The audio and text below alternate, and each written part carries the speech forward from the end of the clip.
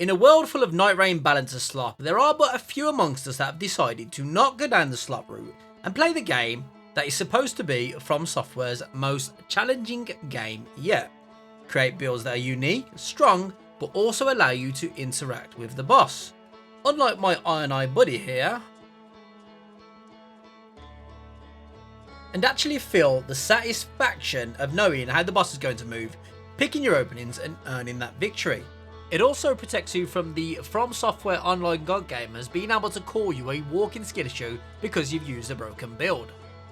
With all that being said, as much there is variety to the build making in Nightreign, there are only a few scenarios where you can truly make incredibly powerful builds. To name a few, Dreglord, ISA, a full school of sorcery incantation builds, and of course, the balancer slot. So you get the point. But there is one specific character that can actually hang with all of those builds, and in some cases, even outdamage them. Now, of course, we're talking about the Undertaker. Prior to the DLC, the Undertaker had a relic called the Glass Necklace. Well, I mean, she still has the relic, it's not gone anywhere. Old bugger hasn't stolen it. Piss off before I crack you in half. But the Glass Necklace was nerfed, rightly so, and fairly heavily nerfed. It was taken down from I think 35% damage increase when you had the buff, its full activation, down to like 9%. And obviously that 35% was also with the 18% you get from using her ult on the same relic. So you can just imagine how strong it was. So taking it down to 9% was probably a good move for balance, even though they still haven't touched the balance relics, but that's another topic. With that being said, the Glass Necklace is still her best relic, and it's still one of the best relics in Nightreign for making big damaging builds, especially on power stance movesets. Now, Undertaker is the queen of power stancing builds. There isn't anyone that can come close to the damage she can output. Because of her trance skill, the Glass Necklace, and being able to essentially have a full second stamina bar worth of attacks, I wanted to find out which weapon class was the best weapon class for successive builds on the Undertaker. Now, great hammers, great axes, colossal weapons, all the big ones, they're all very strong set of weapons, but the issue with these weapon types are the 1 or 2 power stance L1s and the stamina is completely gone. Not to mention recovery time is also horrendous, and the speed succession of the attacks is not very good either. Well, to put it plain and simple, it sucks, right? Like having 2 weapons with 700 AR each without any successive buffs, if those were fast damaging weapons, it would be insanely broken. So I narrowed it down to 3 weapon classes: straight swords, curved swords, and spears. Now, I have had god runs with all 3 of these weapon classes numerous times, and when I mean a god run, I mean like 800 plus AR curved swords, 900 plus AR speeds type of god run. But overall, which is the best? A few things we have to take into consideration: boss weaknesses, will I need to upgrade the weapon, revive capability, and probably the most important part, is it fun? So let's break down each weapon category, and of course the Undertaker is a strength 5 character. With her Dex Redicon, she becomes a quality character with very good faith scaling. So naturally we're going to look for weapons that scale in all 3 of these. So straight swords, we have ornamentals, the Michelin Knight swords, the Golden Epitaph, and finally the Sword of Night and Flame. The rest of the purple weapons will do, but they aren't ideal, and in fact you're better off using something like the Noble Slender Straight Swords or the Broadswords if you can upgrade them over things like the Sword of St. Trina, Regalias, and the Coded Sword, because all of the common straight swords have a B strength scaling and a B dex scaling, whereas all the purples actually have a C strength scaling and a C dex scaling. Apart from the ornamentals, they're the only purple one you can get that has a both B and a B for strength and dex. And in fact, the only reason you would pick the Michelin Knight swords and the Golden Epitaph over the common weapons upgraded is because they also have a faith scaling. They have a C scaling in faith, which obviously is more damage for the Undertaker.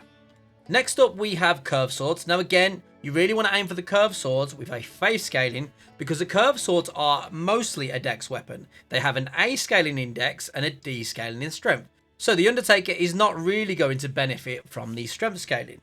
So that only really leaves us with the Magna Blade and the Eclipse Shuttle. All the other curved swords will work perfectly fine because they still have an A scaling index, but the Magma Blade and the Eclipse Shuttle are going to be your preferred pick. And finally, we have spears. Now, spears generally scale better for the Undertaker than curved swords because they have a C scaling in strength and a B scaling in dex, which for her stats works out a little bit better. But the same principle applies. focus on fishing for the boss weakness, but also the Inquisitor's Garandol, I think that's how you say it, and the Cleanrot Spear are the only ones with a faith scaling, so those are going to be your best pick for damage. Now again, to run a build like this, you will need to use the relevant weapon for the relevant boss weakness to get the most out of it. Now, all of the common versions of the weapons can be found with an affinity on them. So if you need like a fire one, go to a fire camp and you should be able to get a fire spear or a fire curved sword. But generally, the purple version of the affinity you're looking for will work better. Just be aware that going to a POI is always an option to get the affinity that you need. And that works for any of the weapon classes in the entirety of Nightreign. For example, let's say you're fighting the Ulster. You would want any of the Holy Straight Swords. Ornamentals need to be buffed to have the Holy on their weapon.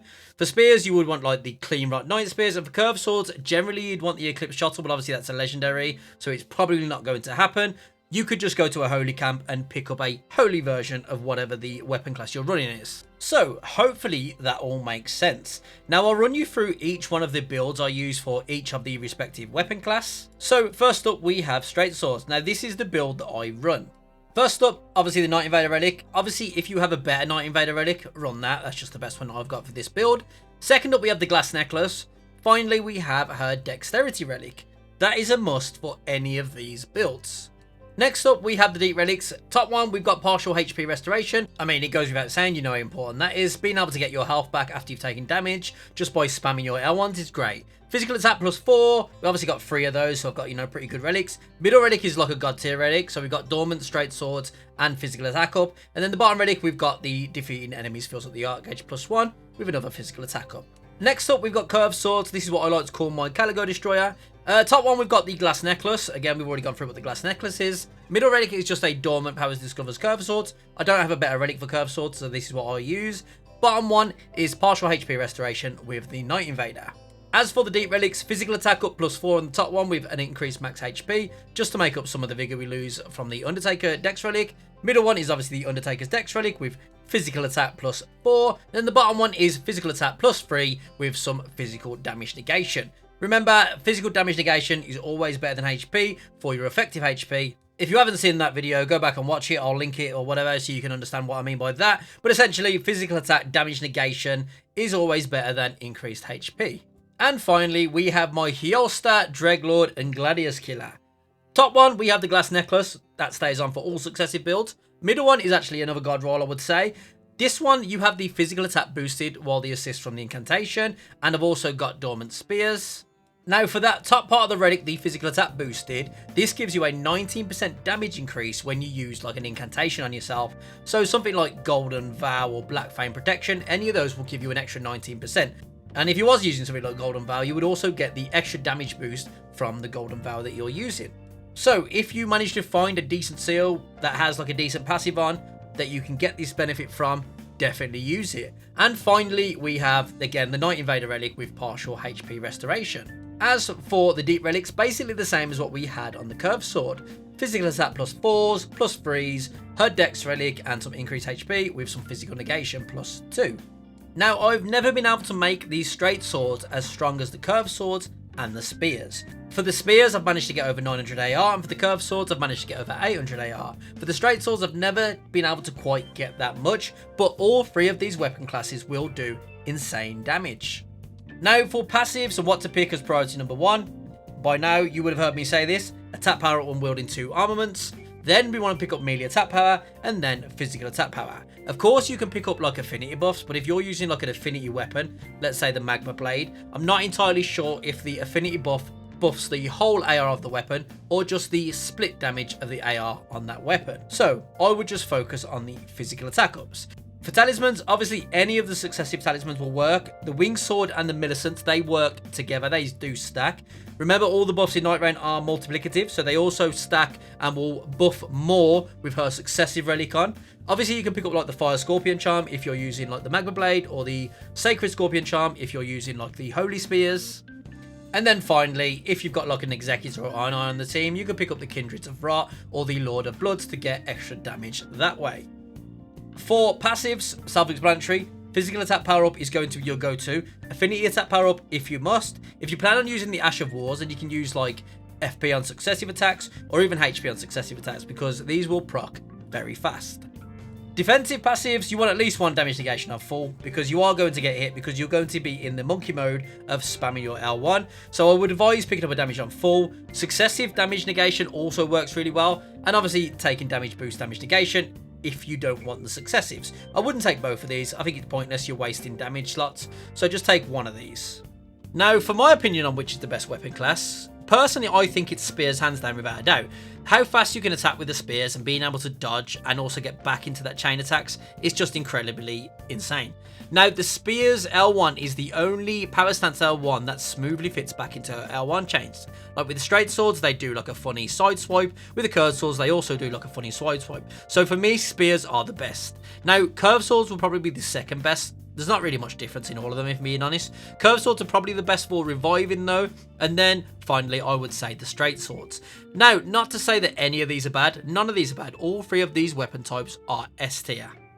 Now, of course, people are going to mention the bigger weapons, like the great hammers and stuff like that. I'm going to cover that in a separate video. But basically, this is everything I wanted to say on these weapon classes for the Undertaker. Hopefully, you enjoyed the video. Hopefully, you learned something. And as always, gamers, I appreciate you being here. Stay safe, catch you on the next one. Big love, peace.